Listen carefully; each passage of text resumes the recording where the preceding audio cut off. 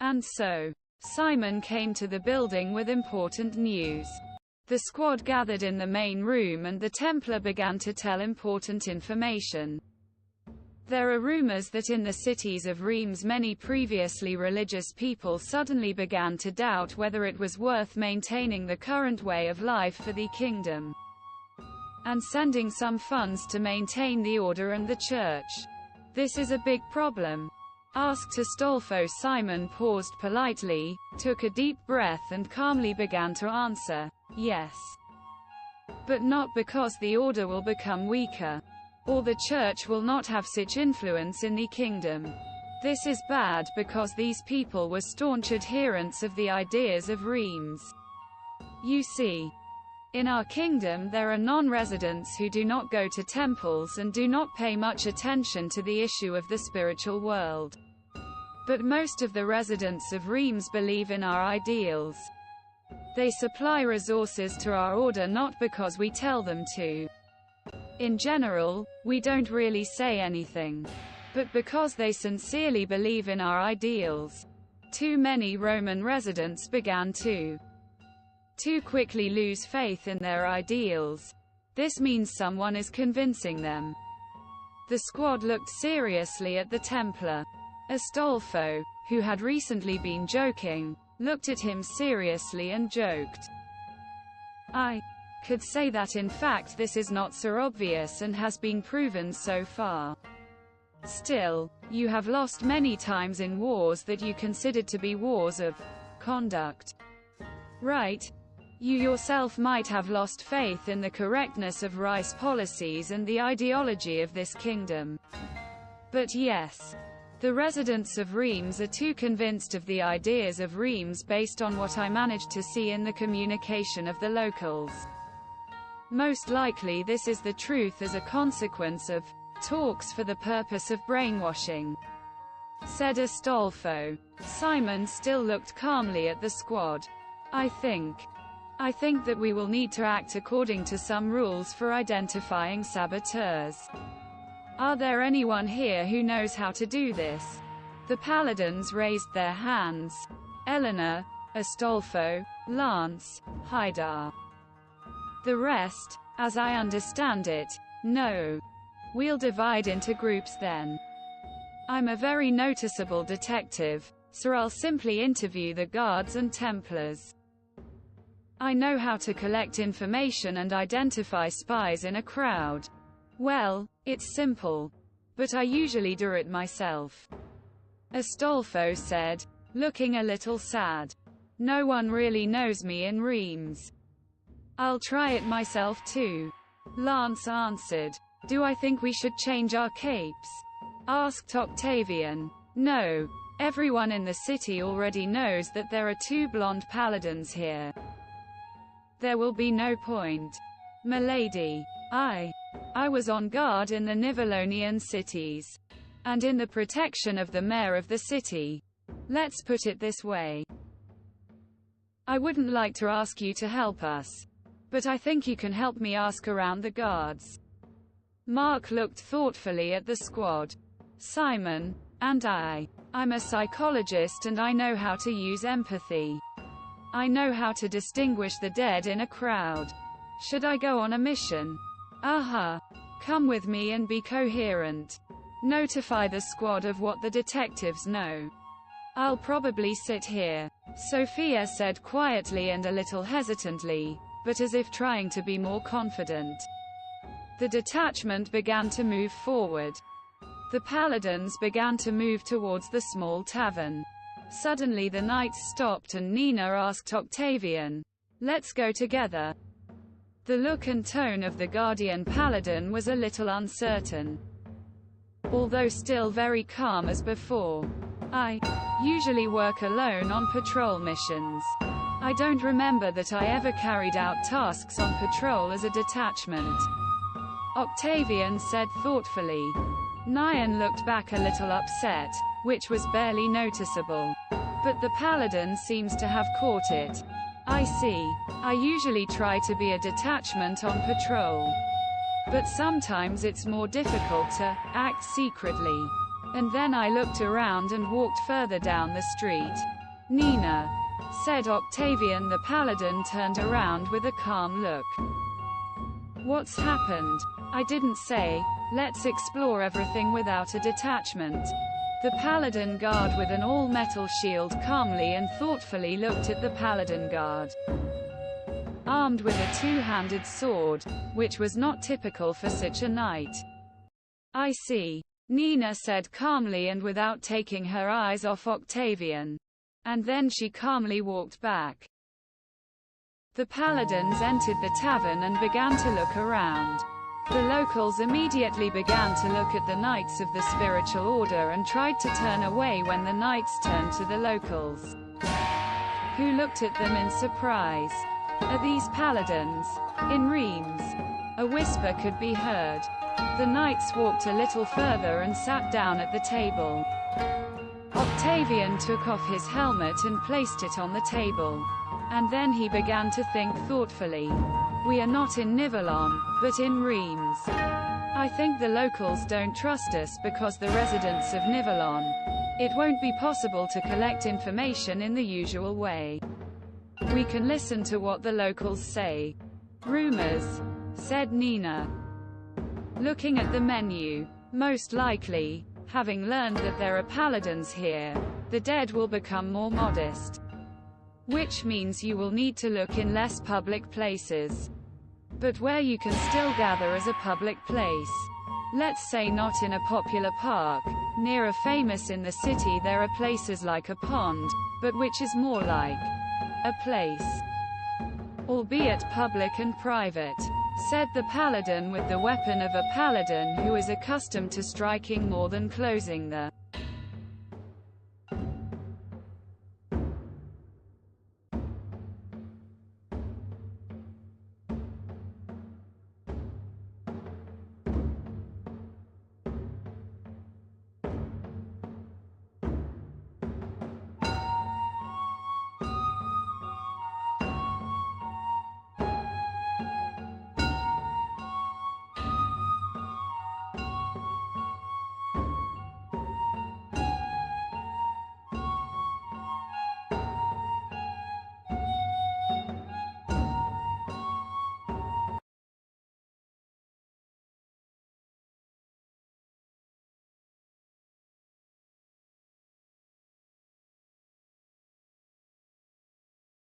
others with shields, and also began to look at the menu.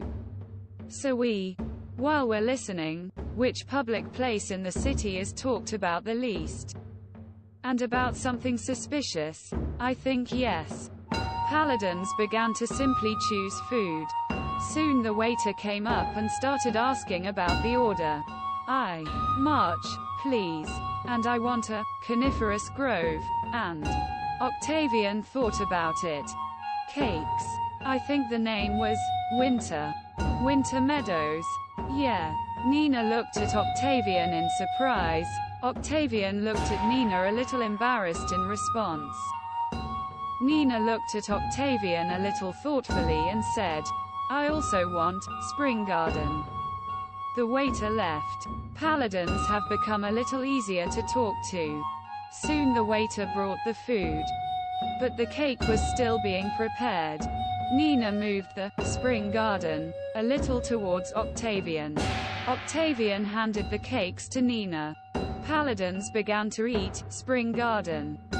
It was a salad of various green leaves, fruits, berries, and with the addition of tofu. Rice was also visible in the salad, like a dressing, or rather it could be called that.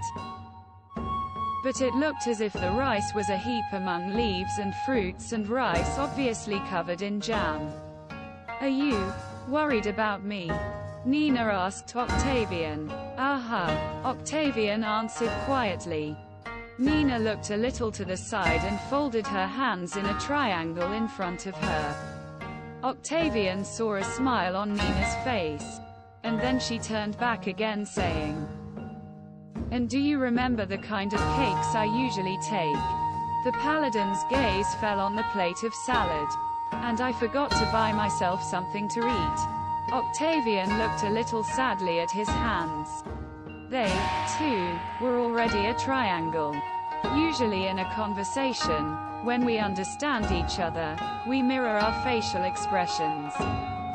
Especially when we listen and are generally positive towards the person we are communicating with.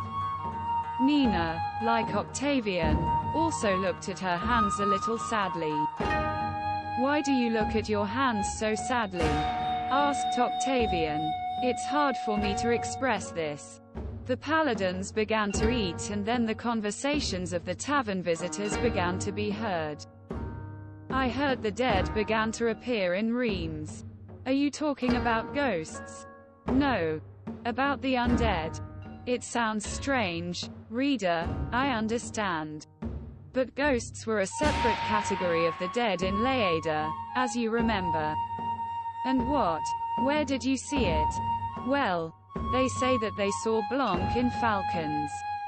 In cities closer to the White Fortress. Have the dead passed through the Sea of Ghosts, the White Forest, the Temple Fortresses? Don't know. I think that the dead are coming from Nivellon. Which means there are probably dead people in our city. Why are there paladins here? Don't know. But at the other end of the tavern a slightly different conversation was heard. "Monsieur, do you think that I really shouldn't pay tithes?" "Of course. The order already exists on budget money." "Or not?" "Well, I think so." "Then why does the order also need tithes?" Tithes are paid specifically to the church, for food and the needs of the clergy, and often for our needs. Since the poor and sick who cannot rely on their income or Reims itself find refuge in drugs. Isn't it easier then to leave this money in the kingdom's budget? Well, maybe. The paladin became again, with serious and calm looks. The Order of the Templars generally behaves very greedily and cynically. It seems to me that our kingdom is long overdue for reform. If the order is not abolished, then at least reduce the contingent. How many times have we fought with Nivellon and how many times have we lost? All because the high priest, greedy for power, cannot stop pretending to be the king of Reims, said a certain male voice. The issue of church tithes was apparently discussed by a girl. But how so? And who will guard the White Forest? Who will help the sick and those whom secular chivalry cannot help? It seems to me that Karmovniks can simply become secular knights and also help the kingdom. Just start holy wars without this mania. Don't you think so? Maybe. Octavian looked at the table and his hands, which were still in a triangle. And then he said, "Nina, call the guards. I think that we can't start a fight just like that, since here our authority is clearly no higher than that of an ordinary Reims guard. Our medallions are unlikely to help here." "Aha," the guard paladin said briefly. Slowly she stood up and left the tavern. Octavian stood up and began to slowly approach the table where they were sitting and talking. It was a certain knight in black obsidian armor with grey skin and short hair, and an ordinary girl from Reims. The paladin rubbed his eyes in surprise and, no, this knight still looked the same. The table at which the conversation was sitting was not quite in the corner of the tavern, but not directly in sight. There was also a bar counter and the paladin sat directly opposite the knight at the counter, looking at him. The knight looked at the paladin. "Ah, monsieur. Did you want something?" "I wanted to ask, where did you get such armor?" The paladin asked calmly and clearly with interest. "Armor? I bought one from a traveling merchant." "Is it true? I never would have thought." The paladin answered in surprise. "And what? From traveling traders?"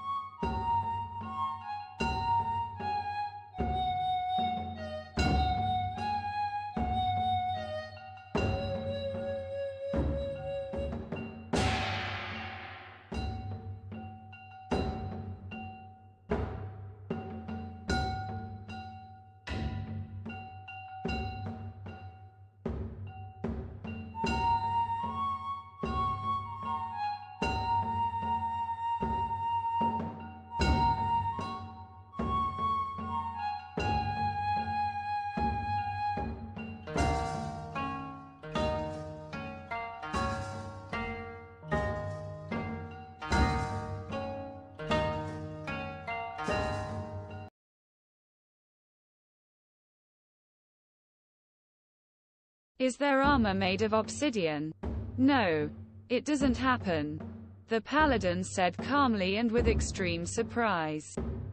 Well, you're not a traveling merchant. How do you know? I. Nivellonian knight. We wear these in the garrison. And outside the garrison. To the south. Monsieur, is there something you don't like about my interlocutor's armor? Asked the girl. This is the armor of dead knights. And now they say that the dead are roaming reams. Don't you think it's suspicious that this knight is wearing exactly this kind of armor? But he said that the armor was bought from a merchant. The knight looked at the paladin smiling. And the paladin looked at the girl with a little bewilderment. I see.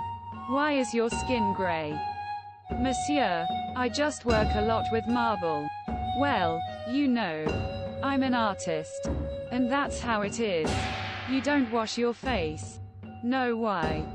It's just that marble is sometimes difficult to remove from the aura, after magical treatment. I see. The paladin said sternly. Mademoiselle, don't you understand that this man is a dead man? Monsieur, this is very rude of you. You have no evidence that this man is dead. I think that this is more likely an artisan who had enough money to buy rare armor. No one has seen the dead here for a very long time, and there is no reason to think that this knight is a dead man. And not artisan. The paladin coughed a little in surprise and began to think. Looking first at the girl and then at the knight. Mark, can you analyze something? Thought the paladin. In another part of the city, Mark immediately sensed the thoughts of the paladin. And I thought back, what exactly? Is this lady all right in her head? Mark looked thoughtfully at the conversation with empathy. Well, I can't detect any diseases by eye. This is not my profile, but I think there are none. Marvelous. Monsieur, you're disturbing us. Maybe you'll leave, said the knight. Ah, I beg your pardon. I just really like this particular chair. You can't hear the other visitors so much here. And yet, don't you think you should leave? Violating the privacy of visitors. The paladin thought. Well, as far as I know, this is a public place. But I don't seem to be sitting at the table. That's how it is. Monsieur, get out of here. The knight said a little more rudely. Monsieur, it's not worth it. Monsieur of Nivellen is right. This is a public place, and the bar counter is essentially a separate table. The knight looked a little dejectedly at the girl and then at the paladin, looking at him calmly and with interest. Well, but I don't think we can talk calmly in the presence of a paladin. Why not? Should I condemn you for wanting to disband the Order of the Templars with whom I fought? Asked Octavian. Really? How can a paladin prevent us from discussing the Order of the Templars? The paladin looked thoughtfully at the knight. The knight himself began to think what to answer. And suddenly answered, Paladins are the same Templars. Also a spiritual order of knights who pretend to be noble warriors and themselves placed their knights in the courts of Nivellon. They are looking for power. Did you know that the word of a paladin in Nivellon is much more significant than even the judges? An ordinary guard. The paladin answered thoughtfully and analyzing what was said. That's how it is. I see. Out of solidarity, that is. Morely out of self-interest. The paladin might not bother us to discuss the Order of the Templars. But he obviously won't miss the opportunity to take you into his faith, said the knight and smiled a little. The girl turned to the paladin and Octavian noticed with every second the increasingly fading trust in the Order of Paladins. Mademoiselle, in Nivellen, the word paladin really means a lot. And many paladins are really judges. But do you really think that we are selfish people, given the fact that in wars we do not kill the inhabitants of Reims and Templars? But those whom if we accidentally kill someone, we resurrect them, and send them back to Reims to live in peace, instead of taking everyone prisoner. And to proselytize, said the paladin. Probably not. Moreover, as far as I know, correct me if I'm wrong, the Order of the Templars is engaged here in healing diseases, and maintaining order in the lands. Fighting robbers when the secular knights do not have enough strength. And unlike secular knights come to help with letters of help, even when the law seems to prevent Roman knights from coming. Not to mention the fact that only the Templars know how to send ghosts back to the White Forest and generally fight with them. That's right, monsieur. In that case, isn't it strange to want the order to become weaker? If it weren't for the Order of the Templars and the Church of Reims, there would not have been the last wars. And the dead would not have roamed the lands of Reims, as you claim, or am I wrong, monsieur? Starting wars is not a feature of the Order of the Templars, but a feature of humanity. Without the Order of the Templars and the Church of Reims, Reims would have found a reason to go to war in Nivellon. But on the other hand, if there had not been an order of Templars who knew how to fight ghosts, and who came to the rescue at the request of the residents of Reims, then life here would probably have been clearly worse. Nothing ood.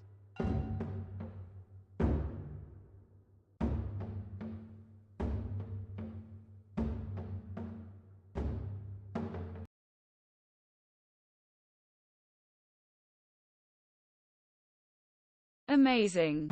You are also a knight of a spiritual order who is looking for an opportunity to determine the politics of the kingdom. I forgot, when did you manage to prove this?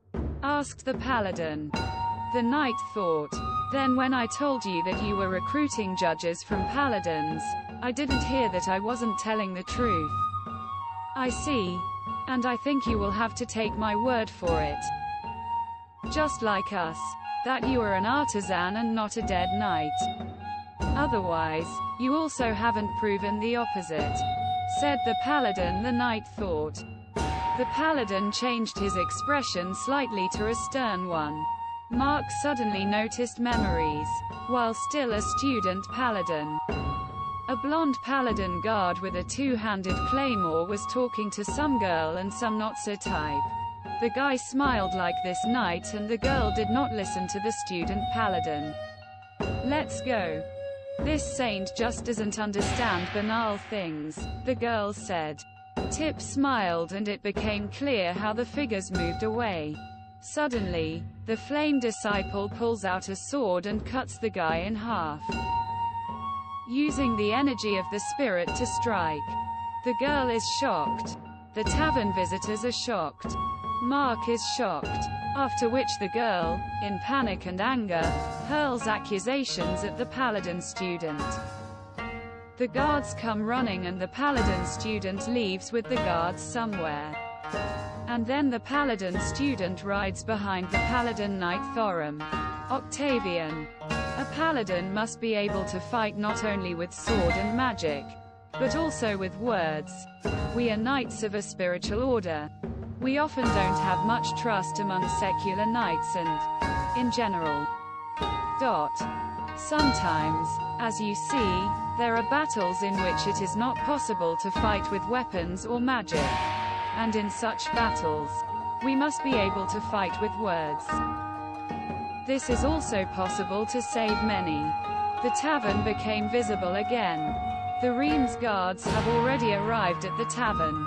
We saw a paladin. A dead knight. Come over. What's going on here?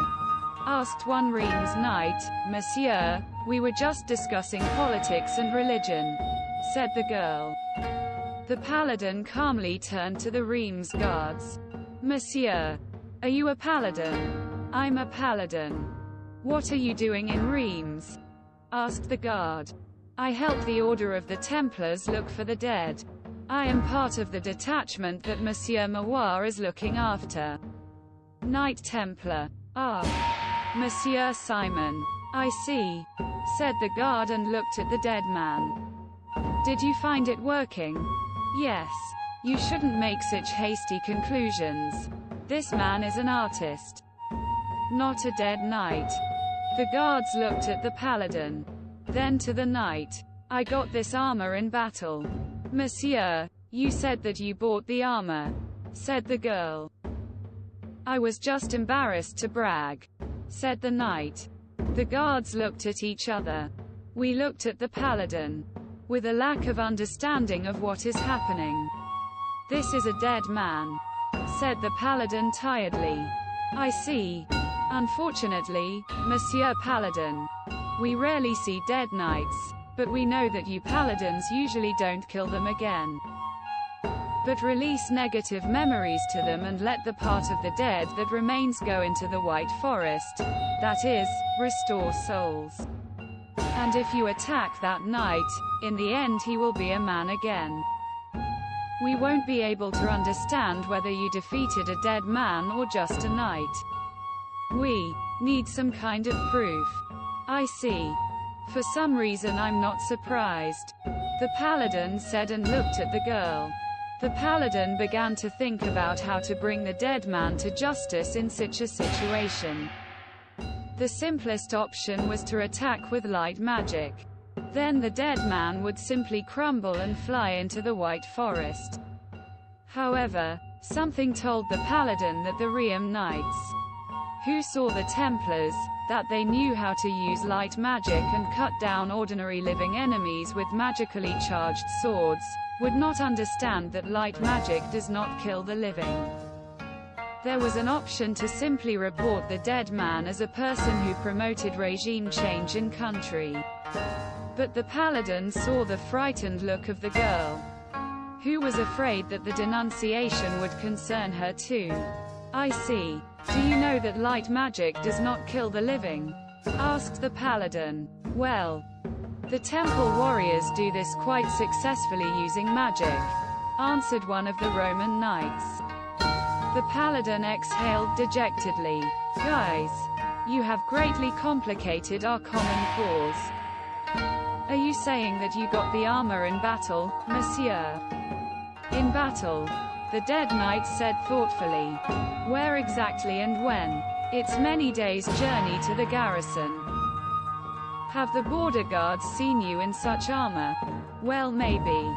Probably or seen. Do you know if you were at the border and went through inspection? No. I went through a security check. I just had the armor in a magic casket. And you didn't finish checking the casket? The dead man thought about it. We've looked. Sorry. These are the questions. In the presence of guards. I'm worried. I obtained the armor in battle, on the territory of Reims. Yes, there are dead people here. And I came across one of them. It wasn't that far from this city about a week ago.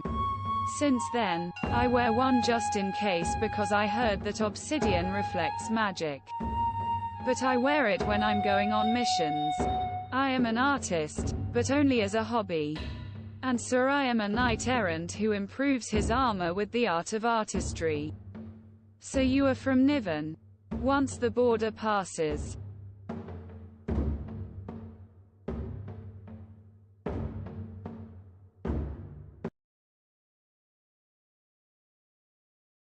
Dilly. Are you not a resident of Reims? The girl looked at the knight with caution. It is obvious that, according to legend, the dead man was from Reims. The dead man clenched his fist, but eventually unclenched it and calmly answered. I was on business in Nivelles. I am a soldier in the garrison and, as you know, knights from Reims also serve there. I simply received a leave of absence and decided to leave.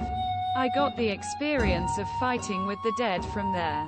I got the armor in battle here, since I left my obsidian one in the garrison. The girl again calmly looked at the knight, the elders and the paladin. Then what name did you give when crossing the border? Well, who are you? Will the border guards be able to say that you crossed the border? Where did you cross the border? On the main road. Of course, said the knight, gritting his teeth.